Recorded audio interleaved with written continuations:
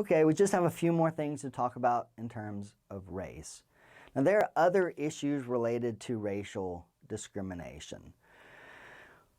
Before we move into those, remember the prima facie case, how to establish a prima facie case of illegal discrimination. And in terms of race, you would do it the same way as any other. You'd have to prove that you were a member of a protected class, a certain race, that you were applied for the job, you were qualified for the job, and that you were then denied the job or suffered some sort of adverse employment action, and a person outside of your protected class was treated differently.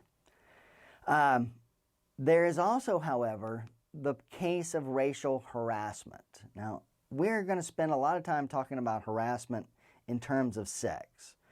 But harassment is a cause of action in regard to each of the protected class.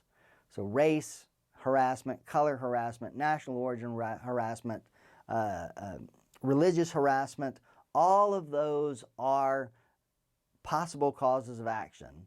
And for the most part, they are based on the same idea, the same basic concept. So to hold an employer liable for racial harassment, the employee must show that the harassment was unwelcome, meaning it was objectionable, it was offensive, that it was based on race, so unwelcome behavior based on race, that was so severe or pervasive that it altered the conditions of employment and created an abusive environment. Now that's going to be the basics of every harassment claim. And again, we're not going to talk about it much here. We'll spend a lot of time talking about in terms of sex harassment, but understand for you, especially as a future employer, a future manager, that for all of the protected classes have the availability of this claim of harassment.